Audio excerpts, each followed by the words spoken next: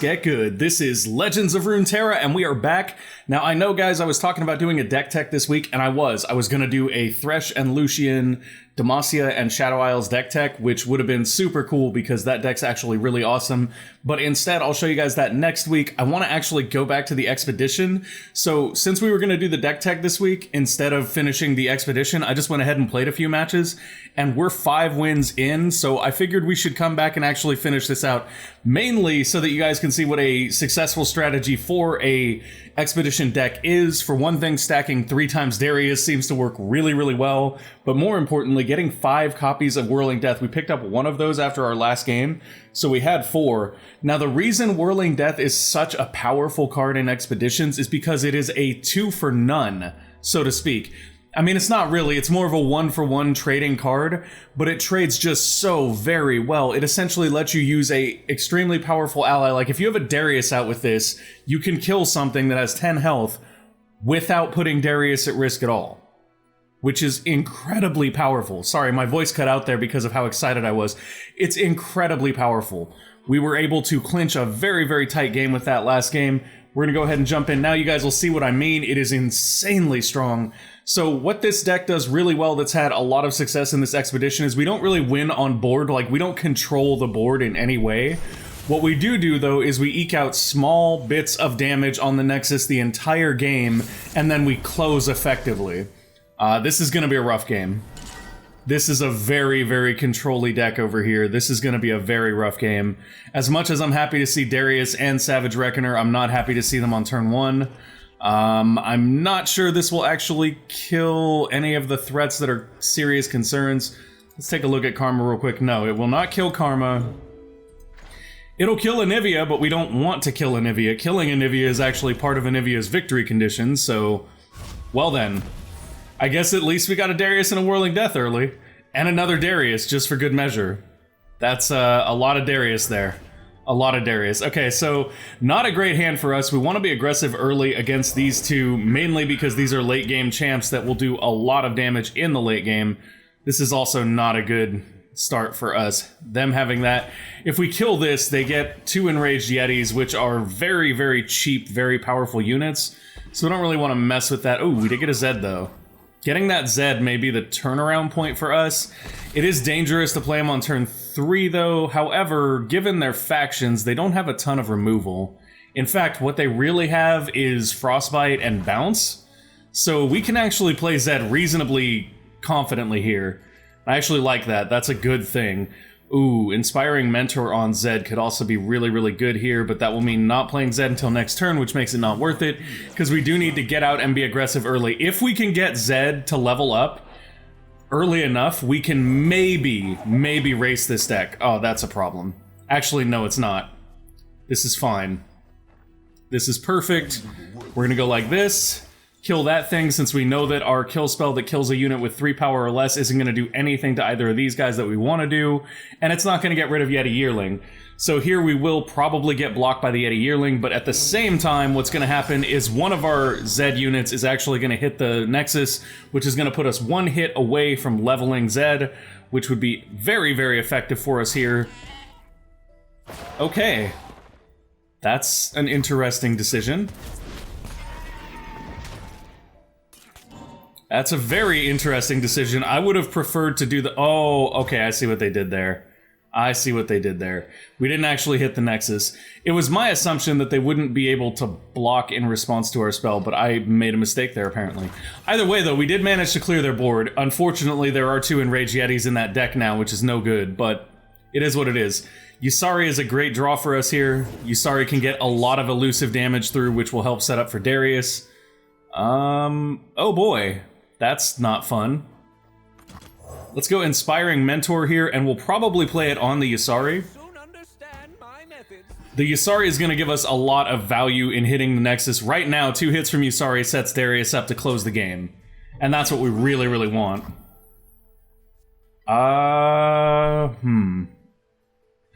Block an Elixir to kill him seems like potentially a waste. But it does mean that Zed will get in for 2 hits next turn and level, so maybe not. Maybe kind of worth. Let's do it. Let's do it. Let's see if this works. It's worth noting that Deny has been nerfed. Sorry, our cat's going crazy, and I'm like, what's going on over there? Anyways, Deny has been nerfed and no longer costs 3 mana, so now we need to look for 4 mana or more for them to counterspell here. And honestly, we're not worried about it with this, because we're just going in, they don't get a chance to play anything. We're getting 2 hits with Zed here. Unless they have a bounce, and they don't. So Zed's leveling, beautiful. Just beautiful.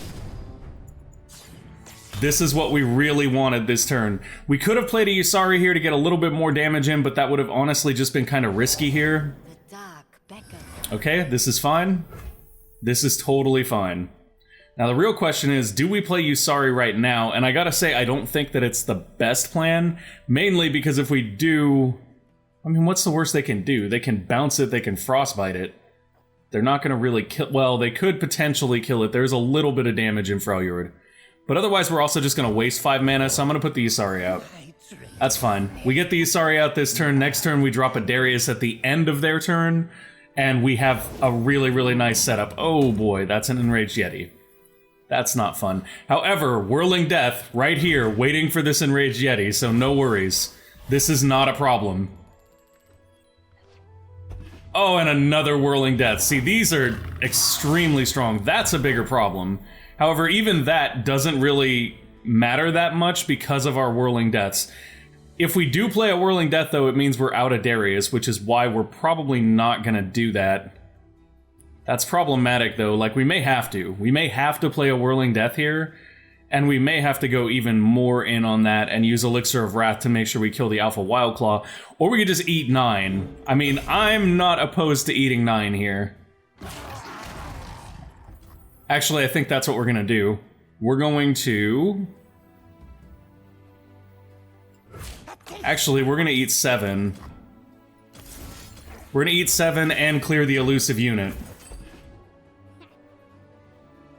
Does mean we won't get to play Darius this turn, but that's kind of okay here. Also means we're not gonna get that damage from Yusari. Oh, I could have done another Whirling Death there. That would have actually been better, but whatever. Mistakes were made. Mistakes were made. That's okay. We still have a really, really good play for next turn, so I'm not worried about it. Good morning, BB. Okay, so let's go with Zed here, and we have a really solid play here. You guys will see why. We're gonna go Elixir of Wrath to make Zed have a little bit more damage. They only get to block 1, either Zed or his Shadow. If they block Zed, this just dies. If they block his Shadow, this still just dies because we'll potentially Whirling Death it. Actually, if they block his Shadow, we're not gonna waste Whirling Death. We'll just take the 7 damage and set up for Darius to close the game. Okay, that's also a bad decision, but sure, you do you, man, you do you. Dead, 7 damage, we're about to win this game.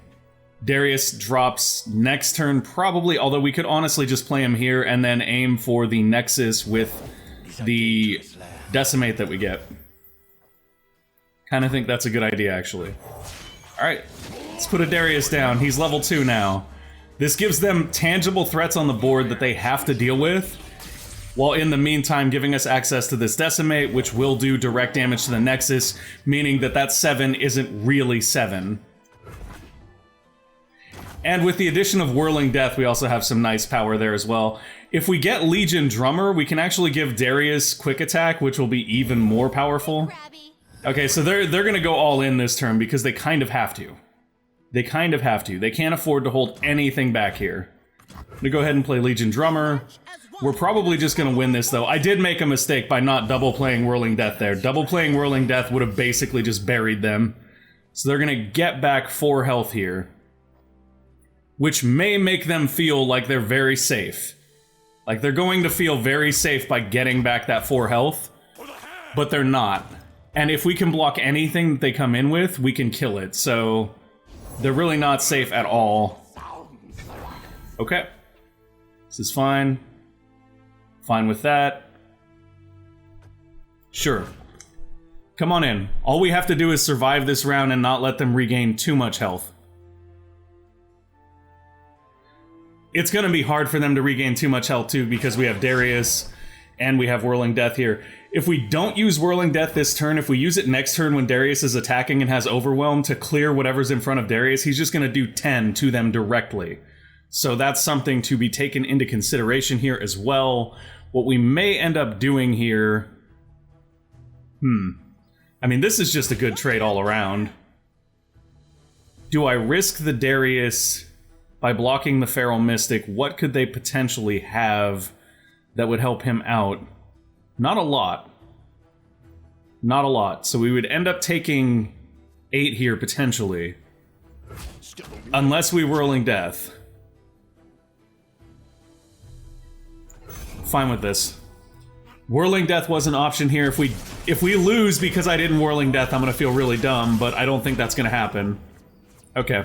We should have the game right here. We are just going to decimate. We're just going to decimate. And then Whirling Death will clear whatever's in front of Darius, so we just win next turn. Unless they bounce Darius. They could actually bounce Darius. If they bounce Darius, it's a completely different conversation. However, because we're not super concerned about that, or rather because that is our only concern, little mix up there, but since that's really our only concern, I'm going to actually put the Basilisk Rider down. I was hoping that he would get Allegiance there so we get some more Overwhelm on the table. This is not a big deal. This is not a big deal. A turn ago, it would have been a big deal, but right now it's not a big deal. Alright, let's see it. What you got? Darius pretty much clinches here no matter what. Especially if we kill one of the Kinku Lifeblades. I sense fear. Okay. Where are you going? Okay. So what we're going to do here is we're getting 4 damage guaranteed. They're regaining 4 health, which will put them at 11, puts them back down to 7. They're dead. They're dead either way. But just to be sure, we're going to make them double dead. And we'll do that by using this guy to kill off one of the Kinku Lifeblades. Probably the one blocking Darius, just to ensure even more damage. There is still the potential that they bounce something here. If they do, then we have to deal with the Nivea next turn, which could be problematic. No, but they do deny. Okay, well, deny is not really great for them here. I think they still lose no matter what, so I'm okay with this. Yeah. They're dead. Oh no, it's Nivea, but they're still dead. Okay, victory. Overwhelming Force. That one we actually did win based on board state, but that's also the first time I've actually gotten Zed to level 2. Every other time I have not gotten Zed to level 2 at all, so... Yay for buffs and for well-played cards. I did mess up on that Whirling Blade. It would have been better to 2 for 1 right there. Choose a card to swap if we want it. Give me another Whirling Blade. No? No more? Okay. Kato the Arm. Give my supported ally +3/+0 and Overwhelm. That's really nice. Treferian Glory Seeker, another great card since we do have cards in our deck that will allow us to give her Overwhelm. Then there's the Green Glade Duo here. I do feel like the Navori Conspirator is better than the Green Glade Duo. Vision we could easily trade for Trifarian. And then Herald of Spring for Kato the Arm isn't terrible, but it does mean giving up a low-cost card to get a higher-cost card. Doesn't necessarily mess with our curve too much, but at the same time, I prefer to have lower-cost cards because we do need to get in and be aggressive, and this lifesteal has made a difference before. That is tough, though. That Overwhelm closes games. Trifarian Glory Seeker, though, is basically just a kill card. I think we'll take this. I think that's the best trade here. Oh, we get another trade. 2 of 5 trade pick? Okay, we get to trade a whole bunch here. Nope. Nope. Maybe, but probably nope. I think we're going to say no here, even though this is actually really, really strong as a board sweeper. It's a maybe. Yone is actually a body on the board, though, so I feel like he's actually kind of better. We're going to keep him. The Empyrean here could close out games, but we haven't had trouble closing. If anything, we've had trouble starting. Not willing to trade any of that stuff. Had good success with all of those cards. Legion Grenadier to Yone Windchaser is actually worth considering. Minotaur Reckoner is probably one of the only cards that I wouldn't trade for another Whirling Death. So well played game for offering it to me. Now the Grenadier for the Yone Windchaser is actually kind of a good option here. Although it does take away one of our lower cost units that is actually very, very effective at both killing a unit and doing damage to the Nexus. So I think what we'll do is probably pass on that one. We don't really need another 7 cost too. That's just more mana that we're going to have to spend to get that out. Windfarer Hatchling. When I'm summoned, give other allies +2/+2, and it has elusive. So this is promising. This is a trade I think we'll actually do. These ones are also good. Actually, this is a really good trade too. Although, 1 mana for a 3/2, 2 mana for a 3/1, but it does guarantee 2 damage on the Nexus. I actually think this is the best trade for us right now. So we're going to go with that. Final battle, you only get 1 chance to win your 7th win. Let's go. This is it, folks. Our first 7-win expedition. This should be awesome. I'm maybe counting my chickens before they're hatched, but I think we're going to get through this and it's going to be fine. I'm going to have some more coffee so that I don't make another big mistake like that not double Whirling Death. Although, in the end, having that Whirling Death in hand actually did allow us to win the game, so maybe, well, it didn't actually have any effect, so I should have double played it there. If I had double played it, we wouldn't have lost the unit that we lost. No need for Darius this early. We can pick up Darius a lot later. Getting Zed this early is nice. Oh, double Legion Grenadier. This is a lovely start right here. This is a vicious early game start. Who are we playing against, though? So Teemo is going to be an excellent target for our kill something 3 cost or less. Unfortunately, we're not going to have that. They're not going to block with Teemo, so Whirling Death is actually not going to hit Teemo. Heimer is turn 5. This is a Heimer and Karma deck. So there is some very interesting potential in it. Teemo is a threat, though, legitimately, and we do need to keep an eye out for him. If we don't get an elusive unit early, he's going to be a considerable problem. Okay, we do have the attack on turn 2, though, which is very nice. Here, I think the best bet is Legion Grenadier.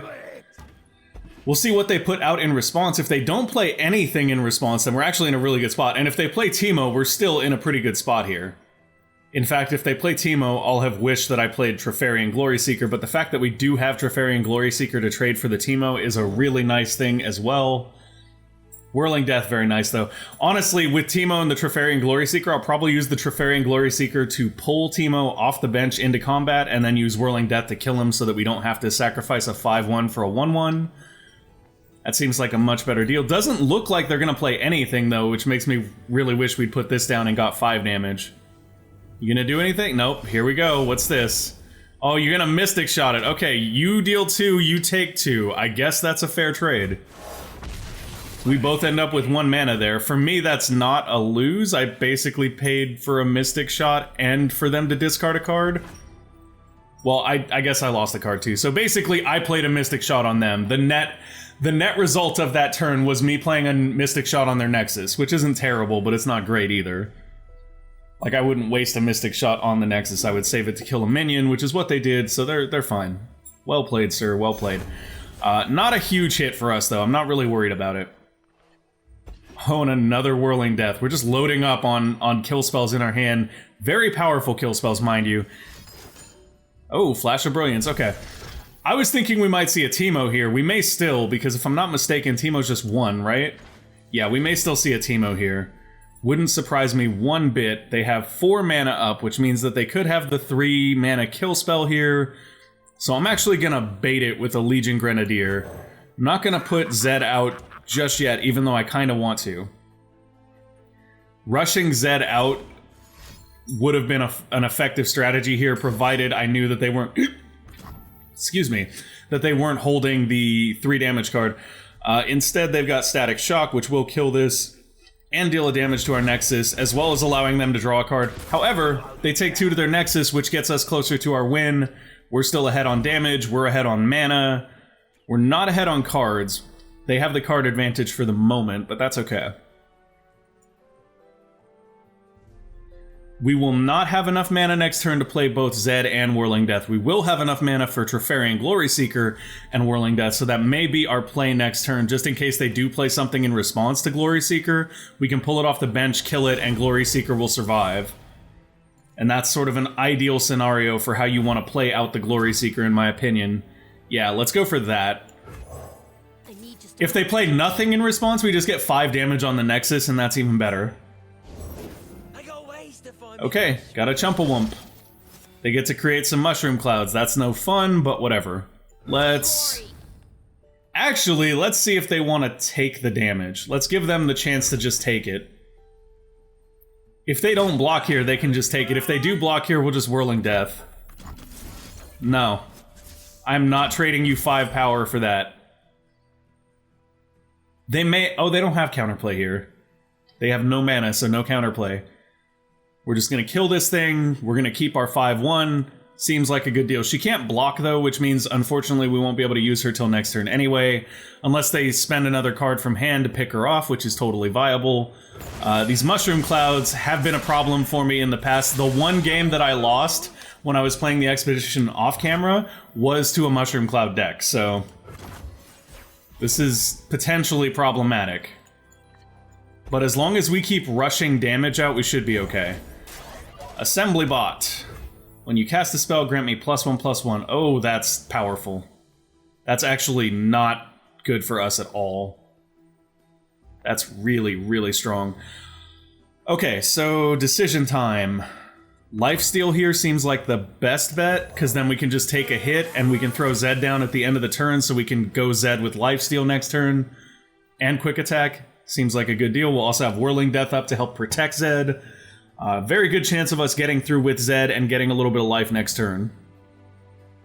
Which makes taking a few damage here just fine.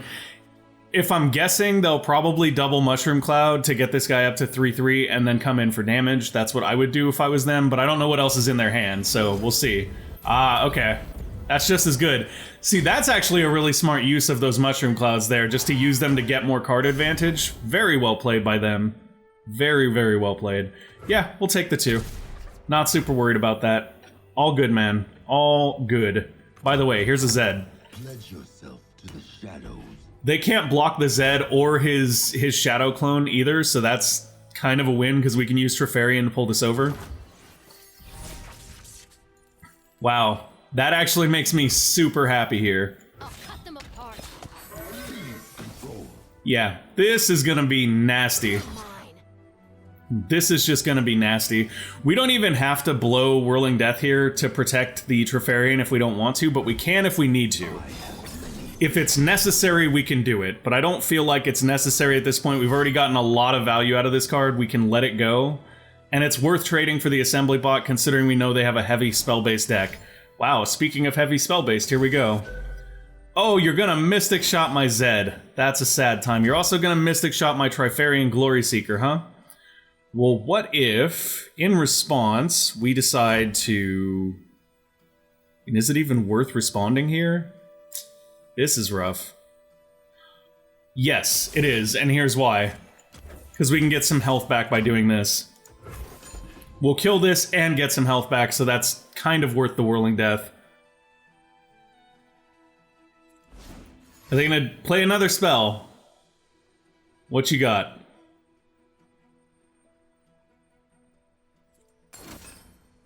Shadow Shift. Oh. That's just no fun. We could also blow a Culling Strike, but that's just going to kill our hand. At that point, that's what they're going for. They're looking for an opportunity to kill our hand. And it's not worth it. They are down to 11 now, though. They're down to 11, and we have a Usari in hand that we're just kind of waiting on, so... I think here we could play Legion Drummer, that's fine. We'll run it out. They do have a significant card advantage right now, which is something to keep in mind. However, it's worth noting we are 1 damage away from Darius being online, and if Darius comes up and he's online, he's basically able to close games on his own. That's not a Darius. It is, however, incredibly useful with the Usari here. Oh, it's a Plaza Guardian. That's no fun. He has Quick Attack, and he hits really, really hard. So anything that blocks him is basically a sacrifice to the Blood Gods, which isn't a terrible thing, mind you. That's actually kind of good in this situation because we can do some really fun things like just chump with this and then go ahead and put Usari down and come in with Lifesteal, Elusive next turn. Or actually, that's even better. We'll just take the damage. We'll just take the damage. We'll come in with Lifesteal, Elusive next turn. I think that's a way, way better play for us. It also sets us up to close with Darius very easily. Oh, that's... Okay, now we have to block. Now we have to block one of them. This is a very, very effective combo play here. I'm not entirely sure how we interact with that. I kind of wish I'd saved some Whirling Blades now, because this is going to be rough to deal with. So we'll chump block one of these guys. We don't need to chump block both of them. Okay. Get your 6 damage. We're tied up at 11. That's fine.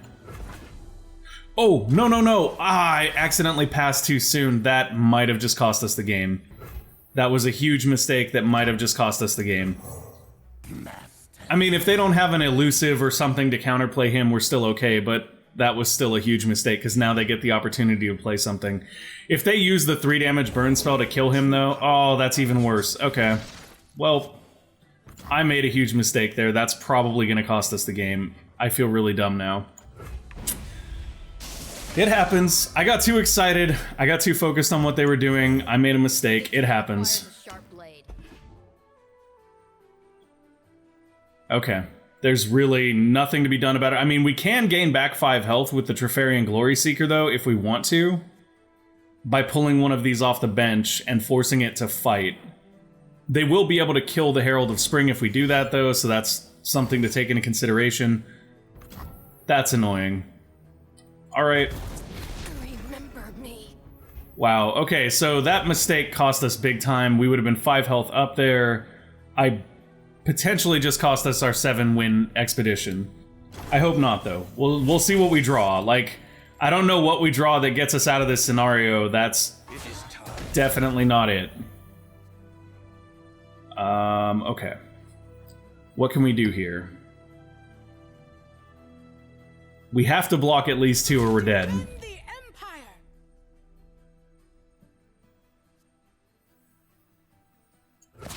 But if we block 2, we can't life gain. Man, this is just no good. I think we have to do this, and then hope for the best. Although, really, we want to do this. I got too excited, I clicked the end turn button, and basically cost the game right there. Let that be a lesson to you, folks. Don't be a spaz. Being a spaz is a good way to ensure that you lose an expedition.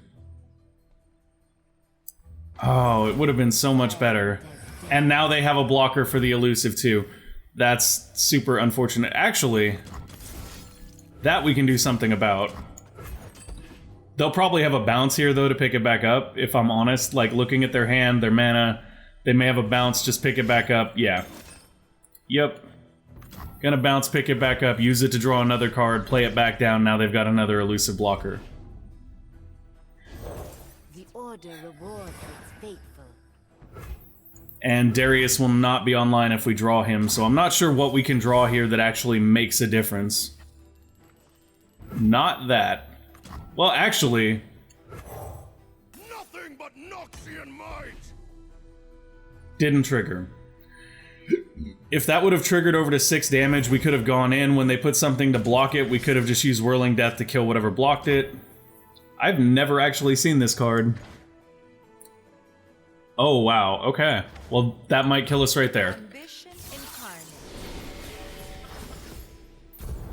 incarnate. I'm bad and I feel bad at this moment, but it's okay. I mean, mistakes get made. Nothing you can do to turn back the clock. That is just life. Does she do damage to all enemies? Wow, I thought it was just to the Nexus. That's crazy. Crazy strong card for closing out games right there. Question is it worth using this to pull something off the bench and just kill it? It won't make much of a difference, but we could potentially kill something and still keep the Usari alive. Although the only thing we can kill with it and keep the Usari alive is the Shadow Assassin, which makes it not worth it, really. Maybe we get lucky here and they decide not to go in with their whole squad, even though they should. They should go in with their whole squad here and just win. They may be concerned that I'm holding up a card. No, they're not concerned at all. They're just going to go in. That's a good plan. There's pretty much nothing we can do here. I'm going to go like this. Whirling Death here, and then give them the Shan emoji because they got this. I can't say for sure we would have won this if I hadn't made the mistake with the Yusari, but at least the potential was there for us to have won this. It did look like they were holding up a Shadow Assassin. We would have probably gotten in, like, 1 hit, got 6 more health. Yone was drawn. We could have probably turned it around. But mistakes were made, and here we are. Fortunately, though, we are at our time limit, which is excellent. Let's go ahead and see what our rewards are, and then that'll be it for this expedition. We did get a nice chunk of XP, though. Hey, that's a nice unlock. Vault progress is up. Let's go ahead and see what we get for our 6 wins. Claim rewards. Got a golden chest, a champion card, and 1,500 shards. Show me the champ card. Was that just a... Wait. Okay, it's doing them in order. Okay, so we got the gold chest here first. Blood for blood. It's... If it survives, create a copy. That's actually really good, now that I look at it. Haunted Relic is also something I actually don't have any copies of, I think, that's really nice. Got a rare wild card there, too. The rare wild card is probably the most valuable part of that. And here we go. Hecarim. Okay, that's actually cool. I wanted more Hecarims. So now I've got 2 Hecarims. That's great. And yeah, I have a bunch of adventure tokens left. I can do more of these. But next week, we'll definitely be doing a deck tech. I'll tell you what, guys. Let's go see what this is, too. Hey, we got a Harrowing. Nice. That's a good pull. That's a good pull. Anyways, I will see you guys next week for a deck tech. We will be doing Shadow Isles and Demacia. If you have any Shadow Isles and Demacia tips, feel free to leave them down in the comments. I'll mention them in the deck tech. But our general theme is going to be using Thresh and Lucian with a lot of sacrifice mechanics to trigger both of their level ups. And then Lucian essentially gets pulled out of the deck by Thresh to trigger a second rally when you need it to close the game. Thank you guys for watching, and I will see you next time. Thank you guys for watching. I hope you enjoyed the show. If you did, make sure to go ahead and give us a like or subscribe to the channel, and we will see you next time. Bye!